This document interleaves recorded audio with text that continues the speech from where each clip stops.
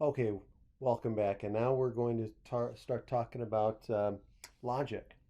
Logic is basically the study of valid reasoning, or what we call right reasoning. When searching the internet, we use Boolean logic terms like and or, okay, to help us find specific web pages that fit in the sets we are interested in. After exploring this form of logic, we will look at logical arguments and how we determine the validity of a claim. So, first, Boolean logic. We can often classify items as belonging to sets. Okay, if we went to the library to search for a book and they asked us to express your search using unions, intersections, and complements of sets, that would feel a little strange. Instead, we typically use words like and, or, and not to connect our keywords together in to form a search. Okay, these words, which form the basis of Boolean logic, are directly related to our set operations. Okay, Boolean logic was developed by the 19th century English mathematician George Boole. Okay, Boolean logic combines multiple statements that are either true or false into an expression that either is true or false. Okay, in connection with sets, a search is true if the element is part of the set. So suppose M is the set of all mystery books and C is the set of all comedy books. If we search for mystery, we're looking for all the books that are all the books that are an element of the set M. The search is true for books that are in the set. Okay? When we search for mystery and comedy, we are looking for a book that is an element of both sets in the intersection of those two groups, those two sets. If we were to search for mystery or comedy, we are looking for a book that is either a mystery or a comedy or both, which is the union of the sets. If we searched for not comedy, we're looking for any book in the library that's not a comedy. So that would be the complement of the set C. So let's move. Okay, so now, so remember, so these are connections, set operations, okay, or logical connectors, okay. So A and B are elements in the intersection, right, that we talked about before in set theory. A or B is the union, elements that are in the union of the two sets. And then not A is the complement, right? So elements that are in the complement of A. So notice here that or is not exclusive. Okay? It's an inclusive or, so we allow for the both. Okay? This is a difference between the Boolean logic use of the word and our common everyday use of the word or. Okay, when your significant other says, "Hey, do you want to go to the park or the movies?" we usually are proposing an exclusive choice, one or the other, but not both. Okay, in Boolean logic, the or is not exclusive; it's inclusive. Okay, so it's more like being asked at a restaurant, would you like fries or a drink with that? The answer is both, please. Uh, that would be an acceptable answer.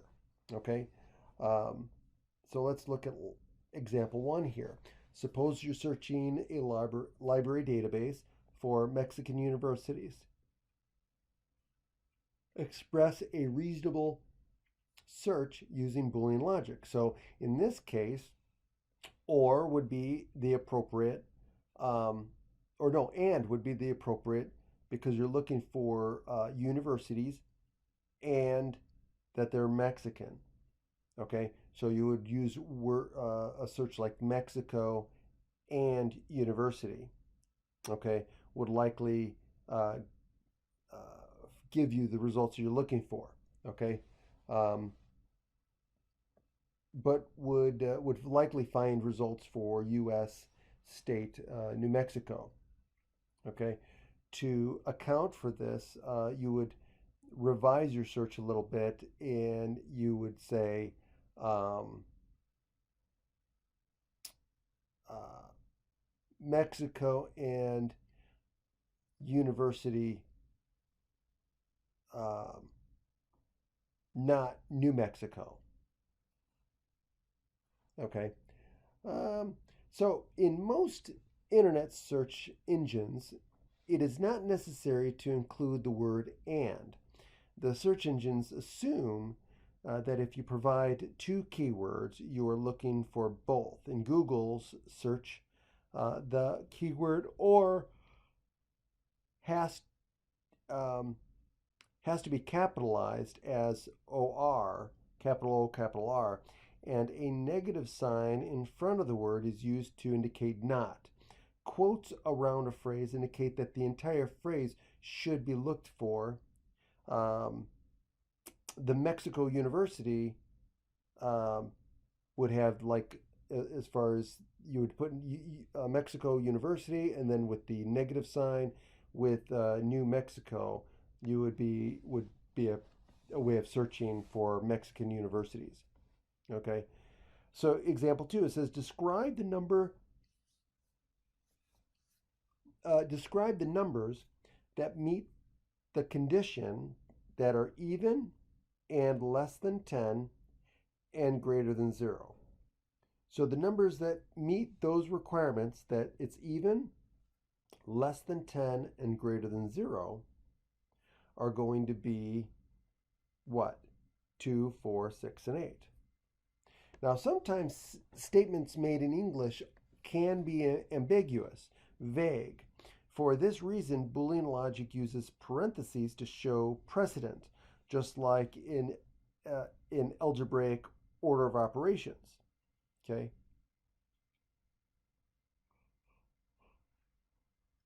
So in example 3 here, it says describe the number that meets the conditions odd number, and less than 20, and greater than 0.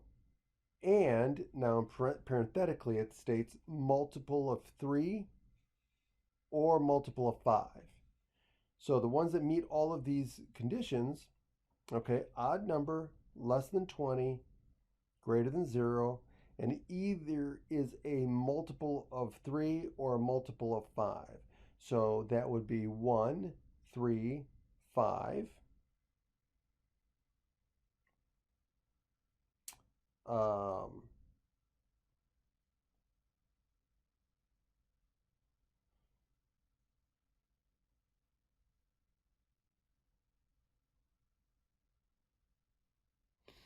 I'm not sure why 7 is in there.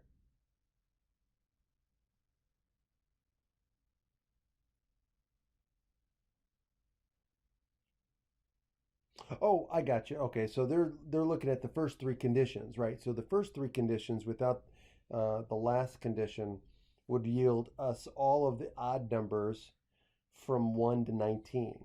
Okay, so the last grouped condition says, hey, it has to be either a multiple of 3 or a multiple of 5. So the only ones in that set that are either a multiple of 3 or a multiple of 5, okay, is going to be these 4. Okay? Notice that we would have gotten a very different result if we had written the parentheses differently. If we wrote in parentheses odd number and less than 20 and greater than 0 and multiple of 3 all in parentheses, or a multiple of 5, we would have done two groups, right? So the first group would have given us 3, 9, and 15, and then the second group would have given us a multiple of 5, which would have given us all the multiples of 5, um, including 15, right? So it would have been an infinite set. So very different results. So we got to be careful and make sure that pay attention to the parentheses when they're there. Okay, example 4. The English phrase "go to the store and buy me eggs and bacon or cereal" is ambiguous. Okay, is it eggs and bacon together or cereal, or is it something else? Is it bagels or cereal? Okay, so it is not clear without the requester asking. It's not clear whether the person asking is asking for eggs always, along with either bagels or cereal, or whether they're asking for either the combination of eggs and bagels or just cereal. Not sure. Okay. For this reason, using parentheses clarifies the intent. Okay. Be aware that when a string of conditions is written without grouping symbols, it is often interpreted from left to right, resulting in the latter interpretation. Okay.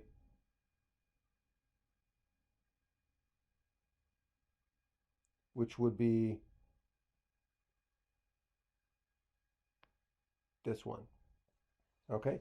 Okay, so we'll stop there and we'll come back and we'll talk about conditional statements.